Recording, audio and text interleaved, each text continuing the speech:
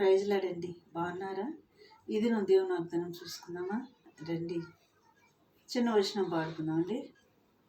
గూవలు గోళ్లకు ఎగయునట్లు శుద్ధులు తమ గృహమును చేరుచుండగా, గూవలు గోళ్లకు ఎగయునట్లు శుద్ధులు తమ గృహమును చేరుచుండగా, నా దివ్య గృహమైన సియోనులో చేరుట నాశయే. నా దివ్య గృహమైన సియోనులో చేరుట నాశయే, చేరుట నాశయే. ఆకాంక్షతో నేను కనిపెట్టెదను,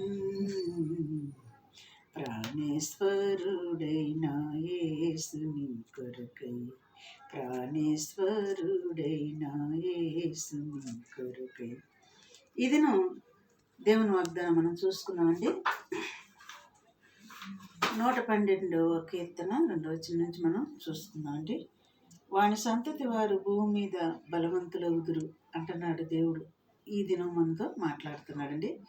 ఎవరి సంతతి వారంటే యథార్థవంతుల సంతతి వారంట. యథార్థపరులు, యథార్థవంతుల వంశపు వారు కూడా దీవించబడతారు అని దేవుడు ఈ దినం మనతో మాట్లాడుతున్నాడు. కలిమియు సంపదయు వాని ఇంట్లో ఉండును, వాని నీతి నిత్యము నిలుచునని దేవుడు ఈ దినం మాట్లాడుతున్నాడండి. కలిమియు సంపద అంటే, కలిమి అంటే ఎప్పుడు కలిగిన వారుగా, లేమిడు అంటూ అందులో వాటి గృహంలో ఉండదని ఇక్కడ దేవుడు మనతో స్పష్టముగా మాట్లాడుతున్నాడండి. కలిమియు సంపదయు వాని ఇంట ఉండును. దేనివల్ల ఈ కలిమియు సంపద మన ఇంట్లో ఉంటుంది? యథార్థత వలన, నీతి వలన మనం ఇవన్నీ కూడా కలిగి ఉంటాం. కొంతమంది సంపాదిస్తారండి, నెల వచ్చేసరికి జీతం తీసుకుంటారు, అవి ఇంటికి కూడా చేరవు. సిల్లి సంచులు వేసినట్టే అవి ఎటు పోతాయి. ఆ సంపద ఎటుపోద్దో కూడా అర్థం కాదు. ఇక్కడ దేవుడు మనతో చెబుతున్నాడు, వానింట్లో యథార్థవంతుని ఇంట్లో ఏముంటాయి అంట?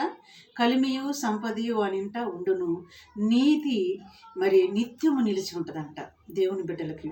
మరి ఇలాంటి మాటలను బట్టి మనం ప్రార్థన చేద్దామా? యథార్థత నీతిమంతులుగా మనం ఉందామా? దేవుని చేత ఆశీర్వదించబడిన వారేముగా మనం ఉందామా? వాగ్దానం బట్టి మనం ప్రార్థన చేద్దాం. కళ్ళు మూసుకో. స్తోత్రములు ప్రభువా, ఇటు మాటలను బట్టి ప్రభువా మమ్మల్ని దీవించి ఆశీర్వదించమని నజరేయుడైన యేసయ్య నామములో అడిగి వేడుకొంచున్నాము తండ్రి. ఆమేన్. God bless you.